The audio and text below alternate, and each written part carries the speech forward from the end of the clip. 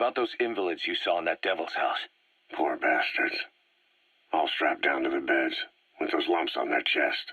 The medical staff tell me they were probably a type of cyst. Cysts can get that big. In some cases, yes. But supposing they're a kind of atheroma forming on the surface of the skin, the size is just too big, and the appearance is all wrong. In the end, the medical team were at a loss. Those lumps were like nothing they'd ever seen. The fluid you said you got on your prosthesis when you touched one was burned off in the fighting, and the factory burned down too.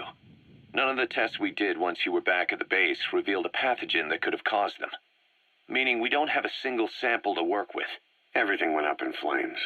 What worries the medical team most is whether it's contagious. Whether there's a chance we could end up like that. And?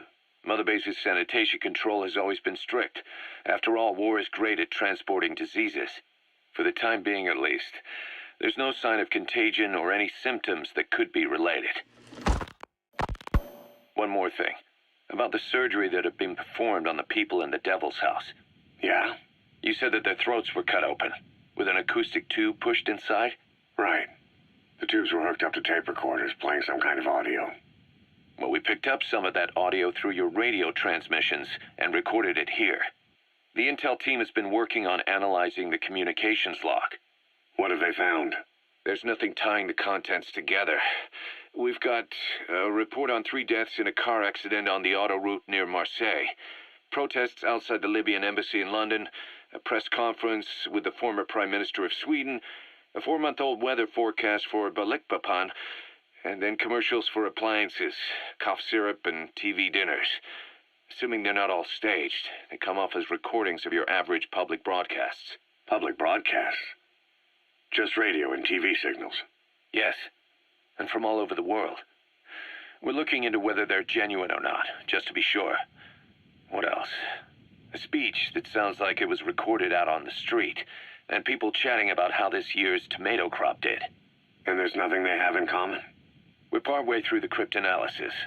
That includes checking all audio ranges and running it backward and at different speeds. Then there's vocabulary breakdown for political suggestions, ideological comment points. But I don't think it's going to get us anywhere. Where were the recordings made?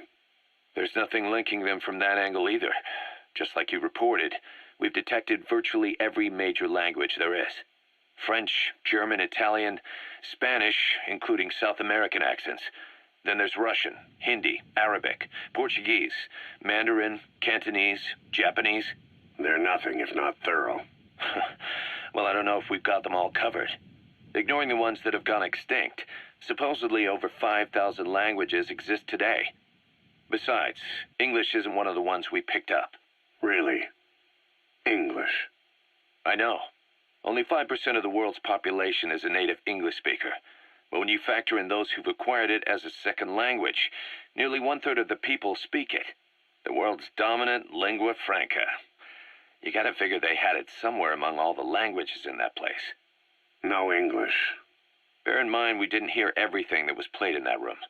We couldn't isolate the more distant sounds due to static, and the program could have been set to change every day. In a nutshell, for reasons unknown, people in that room with a common medical condition were made to listen to recordings in languages from around the world. It's not clear how the growths on their chests fit into it. It could have been treatment for them, or maybe an experiment of some kind. I'm guessing one person knows. Yeah, Skullface. He was there. The only thing we can say for sure is that he's involved.